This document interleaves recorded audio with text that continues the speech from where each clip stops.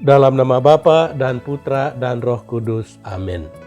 Bapak, Ibu, Saudara-saudari terkasih, salam jumpa kembali dalam renungan inspiratif Hari Raya Paskah berdasarkan Injil Yohanes bab 20 ayat 1 sampai 9. Hendaknya kita bangkit bersama Kristus.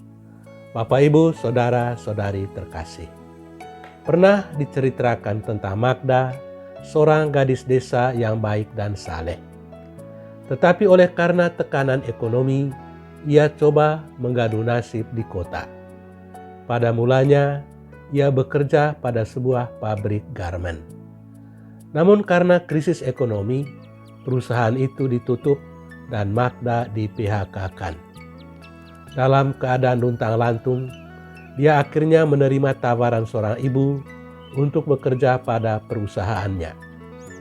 Magda tidak menaruh curiga sedikitpun tentang pekerjaan apa yang bakal dilakoninya.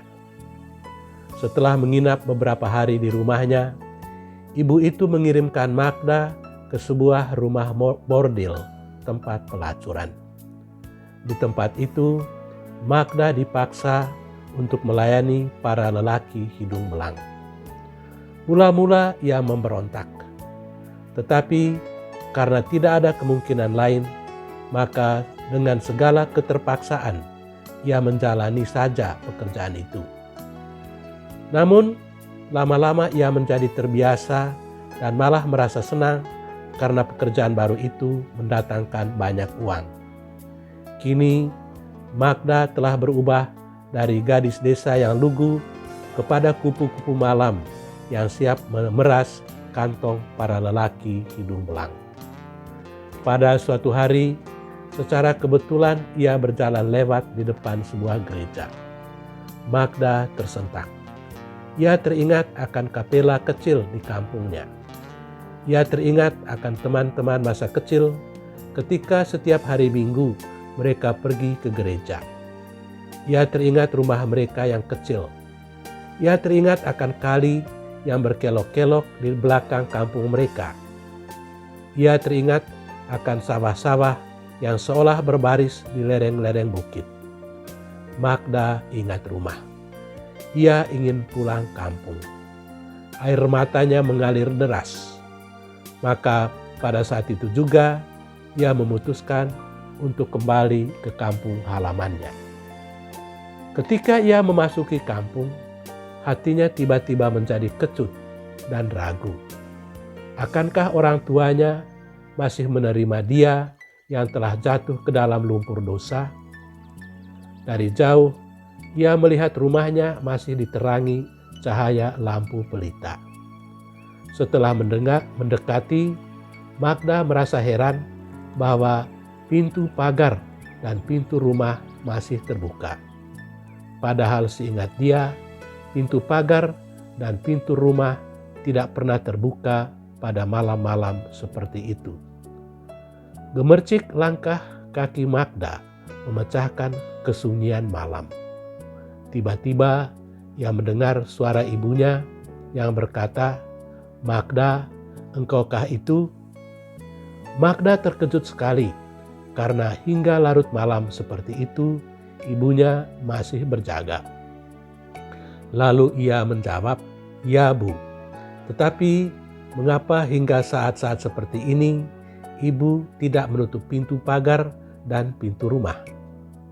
Ibunya menjawab, "Anakku, sejak engkau pergi bertahun-tahun yang lalu, pintu depan itu tidak pernah terkunci karena kami tahu bahwa pada satu saat engkau akan kembali. Anakku, sejak engkau pergi bertahun-tahun yang lalu, pintu depan itu tidak pernah terkunci karena kami tahu bahwa pada satu waktu engkau pasti akan kembali." Bapak, Ibu, Saudara-saudari terkasih, pesta Paskah adalah pesta kembalinya si anak hilang. Magda telah mengalami kebangkitan dari hidupnya yang lama kepada hidupnya yang baru. Pesta Paskah adalah pesta kebangkitan dari hidup lama kepada hidup yang baru. Di dalam pesta itu, kita bangkit dari kubur dosa-dosa kita dan hidup secara baru di dalam rahmat Allah. Benar bahwa di dalam pesta Paskah kita merayakan kebangkitan Kristus. Tetapi kebangkitan Kristus itu baru mempunyai arti kalau kita juga bangkit dari kelemahan-kelemahan dan dosa-dosa kita. Dalam Injil tentang kebangkitan Yesus, baik menurut Matius, Markus, Lukas, dan Yohanes, Maria Magdalena atau Maria dari Magdala selalu tampil pada tempat pertama yang memberi kesaksian tentang kebangkitan Kristus. Mengapa justru Maria? Alasannya adalah karena Maria adalah contoh dari manusia yang telah bangkit kembali dari kehidupan lama kepada kehidupan baru. Ia adalah contoh dari manusia yang bangkit dari lumpur dosa dan hidup baru di dalam cinta Tuhan. Sama seperti Maria Magdalena atau Magda dalam cerita tadi, marilah kita berusaha bangkit dari masa lalu kita yang mungkin terpuruk atau hidup lama kita yang mungkin kurang berkenan di hadapan Tuhan dan hidup secara baru berkat rahmat yang kita terima berkat kebangkitan Kristus. Semoga Tuhan memberkati kita. Amin. Dalam nama Bapa dan Putra dan Roh Kudus. Amin.